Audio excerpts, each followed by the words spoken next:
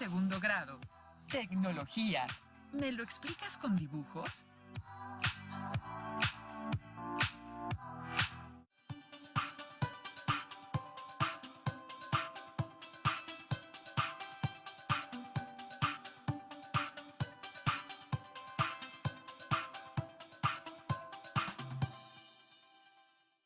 ¿Qué tal? Bienvenidas y bienvenidos alumnos de primer grado de secundaria. Es un gusto para nosotros darles la bienvenida a un programa más de Aprende en Casa.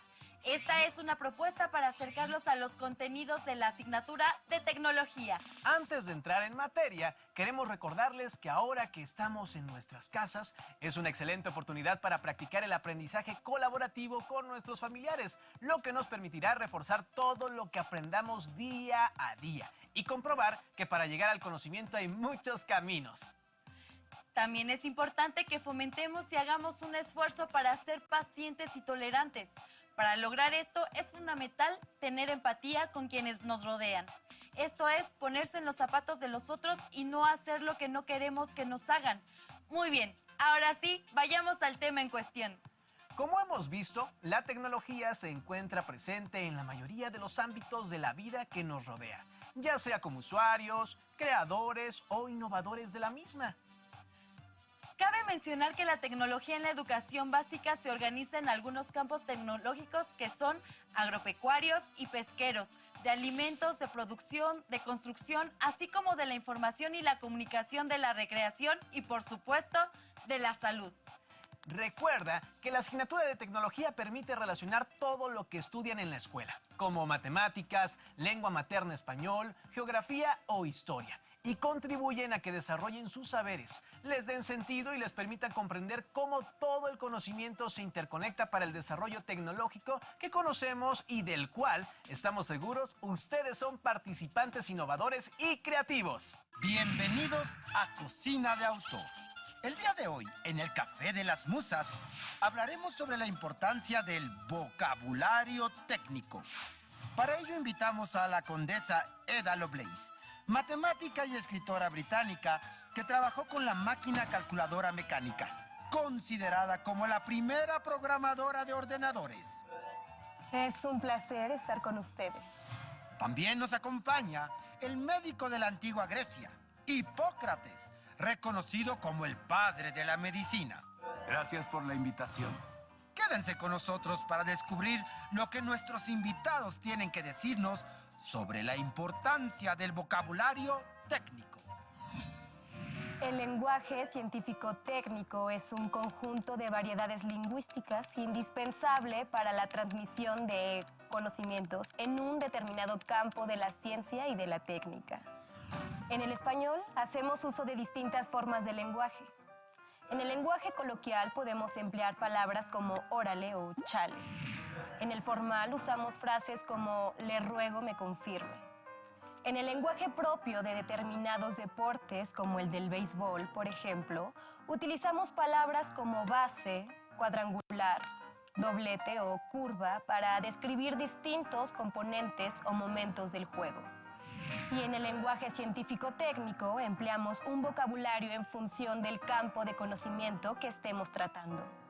Por ejemplo, si nos aproximáramos al campo de la agricultura, usaríamos frases como suelos calcáreos, tiempo de maduración o recolección estacional. Cada ámbito de la realidad, cada profesión, oficio o actividad social tiene su propio vocabulario. Los médicos empleamos términos como intubar o alergénico. Los carpinteros manejan abrazaderas o carboncillos. Y en el campo de la ecología se habla de bioenergía o hábitat. El vocabulario técnico es entonces el léxico propio de un arte, una ciencia o un oficio. Ahora que sabemos qué es el vocabulario técnico, ¿nos podrían dar algunos ejemplos? En medicina utilizamos términos que son préstamos históricos de dos lenguas antiguas, el griego y latín, como neumonía, palabra que viene del griego neimón, pulmón, y a su vez de neima, soplo, aliento, respiración, o cardíaco, del latín cardiacus, que significa perteneciente o relativo al corazón. En el lenguaje informático y tecnológico también usamos una gran cantidad de neologismos, que son las palabras o expresiones de nueva creación en una lengua. Por ejemplo, chatear para referirnos a una conversación digital o selfie como sinónimo de autorretrato. En los dos casos se trata de neologismos que surgen en el español a partir de la adaptación de palabras del inglés. Hay términos técnicos que se forman por composición de palabras y afijos del griego, el latín o del español, como hipertensión o bajorrelieve. Yo conozco otros tecnicismos que se forman por acortamiento a partir de siglas o acrónimos, como bit de binary digit o www de World Wide Web. El vocabulario técnico también se puede formar a partir de epónimos, es decir, nombres propios usados como concepto, como la enfermedad de Alzheimer. Y yo tengo uno, juramento hipocrático. En informática también ocurre que a una palabra de uso común se le atribuyen nuevos significados como término técnico. Por ejemplo, le damos el término ratón al dispositivo apuntador de un ordenador. Al escribir un texto informativo de cualquier asignatura, es necesario usar el vocabulario técnico para describir de manera clara y precisa los distintos temas de estudio. Cuando se requiere explicar un tema o concepto de un determinado campo de conocimiento, es necesario hacer uso del lenguaje adecuado a su área para lograr una comunicación efectiva. El avance de la ciencia y de la técnica obliga al lenguaje a evolucionar, permitiendo denominar nuevos conocimientos, descubrimientos, usos y objetos.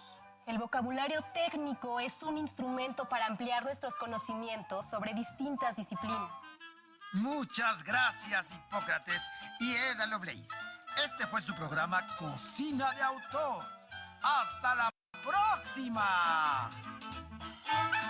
El uso adecuado del lenguaje técnico es importante en cada área del conocimiento, ya que ello permite comunicar de manera efectiva sobre el tema del que se habla.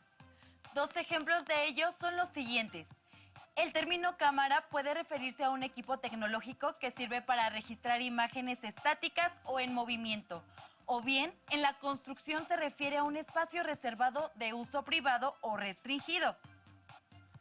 Otro ejemplo es referirse al compás, que es un instrumento que corresponde a un desarrollo tecnológico que se usa para la navegación y ayuda a determinar el rumbo a seguir. O bien, en matemáticas, es un instrumento que se utiliza para trazar arcos de circunferencias y tomar distancias entre dos puntos, como por ejemplo, un mapa. Ahora veamos cómo en un campo tecnológico se usa de manera adecuada el lenguaje técnico de un área de conocimiento. Emma, ¿te imaginas recorrer esta carretera? Pasa junto a montañas y ciudades y llega hasta la costa. Sí, pero ¿cuánto tiempo crees que nos llevaría a recorrerla? Tendríamos que calcular la longitud que tiene. En nuestro mundo existen situaciones en las que es necesario hacer una representación plana o un dibujo a escala. Los mapas de un país o una ciudad y los planos arquitectónicos de un edificio o casa son algunos ejemplos de representaciones gráficas en las que se utilizan escalas. Las escalas indican la relación proporcional que hay entre las dimensiones de lo que se va a representar y las dimensiones reales. Por ejemplo, si en el mapa de una ciudad la escala es 1 a 25.000, significa que una unidad cualquiera en el mapa representa 25.000 de esas mismas unidades en la realidad. El primer número corresponde a la medida en la reproducción y el segundo a la medida en la realidad, o sea, en el original. Si en el mapa con esta escala hay 10 centímetros de distancia entre un punto y otro, significa que la distancia real entre ambos puntos es de 250.000 centímetros, lo que equivale a 2.5 kilómetros. En los mapas de países también se utiliza la escala gráfica, que es una pequeña regla, línea o barra con segmentos que indican la escala usada. En los planos arquitectónicos, la escala más común es 1 a 100, lo que significa que 1 centímetro del plano corresponde a 100 centímetros de la realidad, es decir, a 1 metro. Gracias a la relación de proporcionalidad que hay entre las dimensiones de la representación a escala y las dimensiones reales, siempre se pueden obtener unas a partir de las otras. El arquitecto Javier dibujó el plano de una cocina. Antes de terminarlo, su jefe le comentó que debía hacer una copia con escala 4:5. ¿Cómo serán las dimensiones de la copia? ¿Mayores o menores? ¡Exacto! Serán menores. Porque una escala 4:5 significa que 5 centímetros en el plano original equivalen a 4 centímetros en la copia. Entonces, si una longitud en el plano mide 10 centímetros en el dibujo original, ¿cuánto medirá en la copia? ¡Claro! 8 centímetros. Muy bien. Así ya tenemos una de las dimensiones de la copia. Ahora, ¿qué debemos hacer para obtener las demás longitudes? Como las dimensiones entre la copia y el original están a escala, existe una relación de proporcionalidad entre ellas, la cual está determinada por la misma, que en este caso es 4:5. Esto significa que 1 centímetro del original equivale a 4/5 de la copia, que es igual a 0.8 centímetros. Así, podemos completar una tabla para conocer las dimensiones que necesitamos para hacer la copia. En el plano original, el ancho de la cocina es de 22 centímetros. Como cada uno de esos centímetros corresponde a 0.8 centímetros de la copia, el ancho de la cocina en la copia es de 17.6 centímetros. Para encontrar el largo total de la cocina en la copia, se multiplica 32 por 0.8 y se obtiene 25.6 centímetros. Ahora haz tú los cálculos. Si el largo del mueble mide 14 centímetros en el dibujo original, entonces... ¡Exacto! En la copia medirá 11.2 centímetros. Y si el largo de la estufa es de 4.5 centímetros en el original, será de 3.6 centímetros en la copia. ¿Recuerdas qué deben cumplir los datos de una tabla para ser de proporcionalidad directa? Pues bien, la tabla es de proporcionalidad directa porque al dividir cada una de las longitudes de la copia entre las longitudes correspondientes del dibujo original, se obtiene el mismo resultado. Mira la escala de este mapa. El océano mide unos cuantos centímetros en el mapa, pero en realidad es muy grande. El crecimiento de la ciencia y la tecnología avanza de manera importante. Ello requiere que el uso del lenguaje también evolucione para que se pueda denominar nuevos conocimientos, descubrimientos, usos y objetos. ¿Alguna vez se han referido a un término y sus interlocutores comprenden algo distinto? Si es así, ¿consideran que los referentes sobre el área al que se refieren sean diferentes? Ahora veamos cómo dentro de un campo tecnológico el uso del lenguaje técnico es más vasto conforme se interrelacionan más áreas del conocimiento. Para ello, les invitamos a ver la siguiente pieza. Hoy quiero compartirles los preparativos para un próximo viaje. ¿Qué les parecería conocer Chiapas?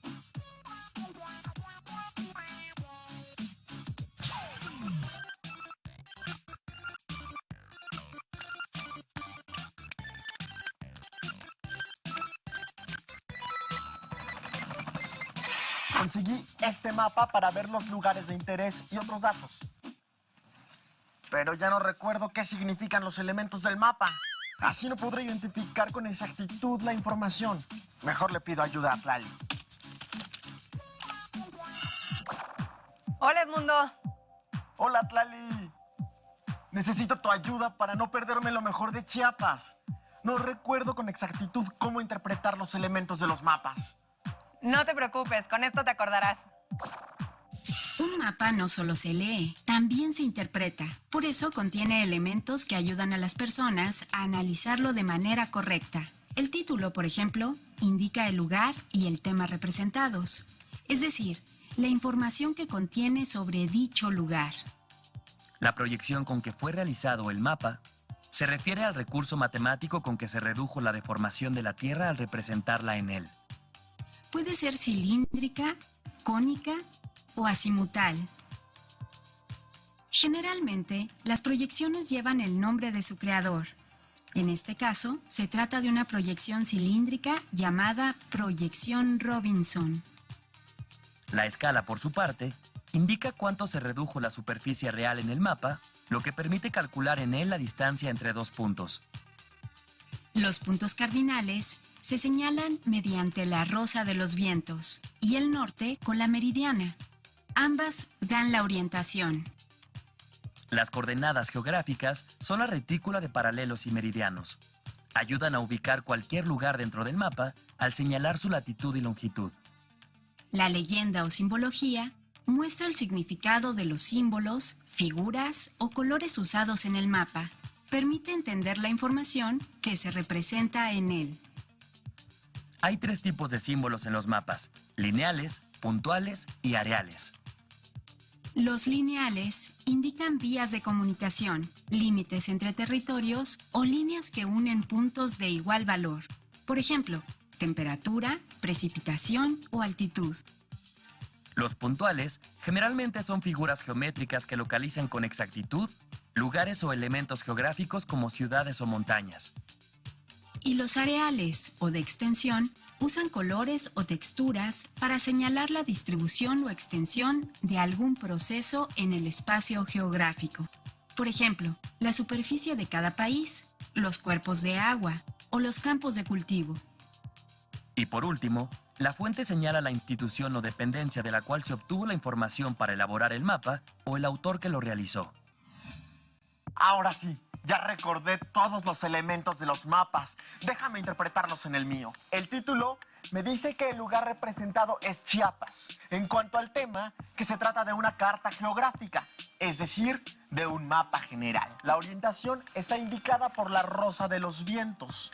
Y aquí veo las coordenadas geográficas: la escala, la proyección y la fuente, que en este caso tiene más de una. La simbología muestra rasgos naturales, culturales, turísticos y de comunicación, con símbolos lineales, como las carreteras, puntuales, como aeropuertos, y areales, como lagos y lagunas. ¿Qué te parece, Tlali?